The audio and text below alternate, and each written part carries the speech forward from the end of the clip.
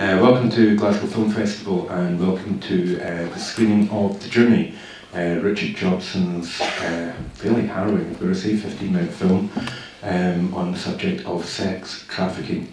This event is going to have a discussion afterwards. I'm going to ask Richard a few questions about the film, and also we're as keen as possible to have some kind of debate. It's a film that I think will probably shock and disturb you. It certainly has that effect on me. But before we have the film, Richard is going to say a few words about it. So can we have a round of applause, please, for Richard Jobson?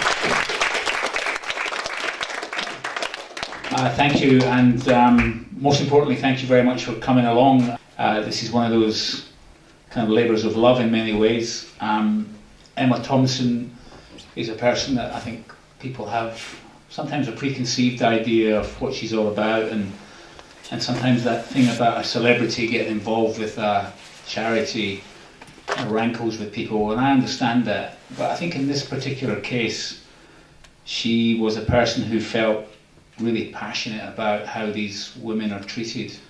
But the idea really was principally to try and get inside the head of the woman and inside the body, as you know, as her flesh is corrupted and her head is corrupted. So it is, in places, quite dark and shocking, but I think it really has to be, because we were trying to get close to what these women go through, and I don't really think I even managed to get, halfway there. I think this is its first ever real screening, so it's a kind of premiere in a sense, which is quite exciting to see it on the big screen and with proper sound and with an audience. But as Eddie said, it'd be great. It's only 15 minutes long, so it'd be great if you could just stay around for 5 minutes, 10 minutes or so, and have a little chat about it afterwards, because I'd love to hear your opinion about what we've tried to do. I'm not sure that we were entirely successful, but I think it's a brave attempt to do something, and I'd really like to hear how you feel about it.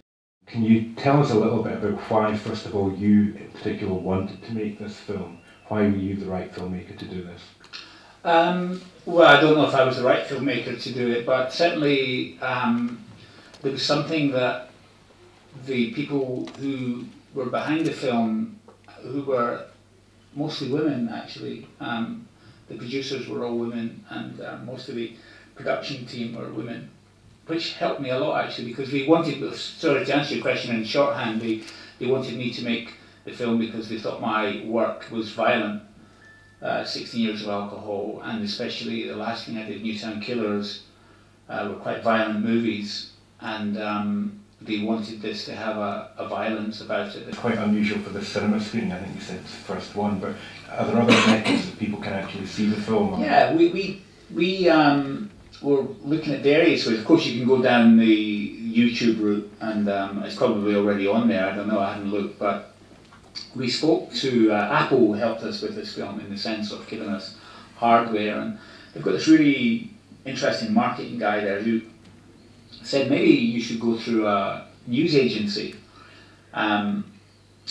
because some of them now have such incredible subscriber bases, and they're very powerful instruments to get out to people who, the actual people you want to talk to about this. Well, the container, the idea in the film is that she never leaves the container that she's trafficked in, and the container starts to become a living, breathing organism. So rather than just being a kind of steel, four-walled space that she's stuck in, that it becomes something where it becomes the inside of her body, and it starts to become her flesh, and the way her flesh is starting to rot through the kind of maltreatment that she's suffering. So, it's kind of an interesting approach to a interior world. I mean, very stylized approach to that, but it's something that I like doing with my work anyway.